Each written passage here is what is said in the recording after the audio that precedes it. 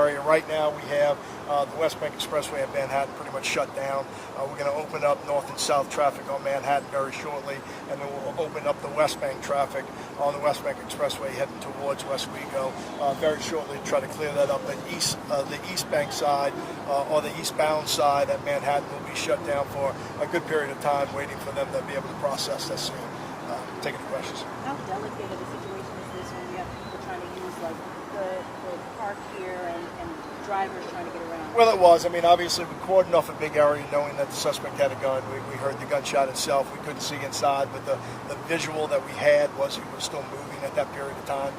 Looks like it, from my view, it looks like a self-inflicted gunshot wound to the head. So, obviously, you have residual movements from it, but we were certainly being safe in order to make sure our approach didn't cause anything else. But obviously, clearing out that area, this is a huge intersection, clearing it out, making sure nobody was in line of fire from that approach, and we worked quickly in order to make it happen. Luckily, it's very close to all of our facilities here, so our SWAT team, drone teams are very close to be able to get here within a quick period of time and start the assessments. Can you tell me a little bit about what led up to the situation? You mentioned that it was a kidnapping. Yeah, I don't know the scenario of it. I know he was wanted for it from a few days ago. That's the warrant in the computer, but I don't know anything about the circumstances that led up to the warrant for those charges. Was the or the suspect's kidnappee or that's? I don't know. That's all good. And just one more question. Oh, were they in the car? No, he was by himself in the car. Okay, well then that's another good point. But another question. One thing I did notice, I'm just curious on the procedure.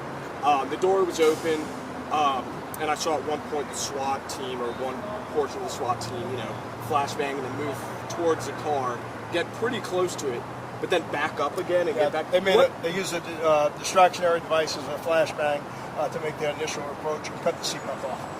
We weren't going to be able to utilize the canine to be able to pull him out without the seatbelt cut off, so they made an approach. We were able to cut the seatbelt off. At that time, there was no movement from that perspective, and so they were able to retreat and utilize the canine to our advantage to make sure we didn't have to make an approach to have to use deadly force if need be, and in this case, obviously, it wasn't needed. Do you have a name, age, and suspect? I don't. That will be something the coroner's office or at least by tomorrow. Okay, and tell what time did this happen? I have no clue. I was actually busy earlier when I got the call, but probably an hour ago, I guess. Tell me a little bit about, you all always want to end these situations, obviously, without having to use deadly force, but I'm sure it's still a sad situation, being that it was a self-inflicted gunshot. It always is. I mean, let's face it. He went to jail and faced the charges, in the pursuit we had, and we certainly have to exercise our ability to enforce the law. He had those charges that were out. I don't know what he did. I don't know why he did it, but he certainly took the means to end it himself today, and I hope it's it's not fun by any means, but as I say often enough, it is what it is, unfortunately. And I saw on one of the structures a resuscitation device there. EMS, as soon as it was clear for EMS approached and checked for any vital signs, and once it was clear from that standpoint, once they approached, right? Yeah. Okay, and just one thing I saw you utilize today that in a lot of scenarios I don't really see much is the canine.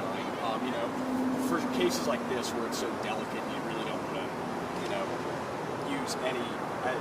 use as little human force as possible in this. Having these canines, how important is that? Well, canine's great, especially that particular canine. That canine is assigned to our SWAT team, so it actually trains with our SWAT team in close proximity with it. And it's the way to be able to bring a suspect to us, right? Especially in a situation like this, where we don't have a clear view of a hand. We know the suspect is in possession of a firearm, and we don't want to have to put our deputies in a position that it turns into something worse from that standpoint. So utilizing that canine to do a job, and he did a great job today. And was he deceased for the majority of this stance, and it was more of just a cautionary? I don't know when it was. Obviously, when we first got out here, we could see residual movement. The movement certainly occurred, and that's what slowed down that process to make sure. But when he passed away, I'm not 100% sure. We utilized great care in order to try to develop a plan to get to him quickly. We knew it was an inflicted gunshot wound. We could see it bleeding from that standpoint. We thought about utilizing our robots to try to get it, but that was going to take too much time. So we actually put our men and canine at risk in order to try to make a quicker approach to the vehicle in case life-saving measures could be utilized. But in this case, it didn't work out. But we certainly took that into consideration while developing our plan in order to try to get to him sooner. And just to make sure 100% clarification, there was no shots from the sheriff's team. There wasn't no shots from the sheriff's office. Thank you. Thank y'all. Appreciate it. Y'all have a good day. Thank you.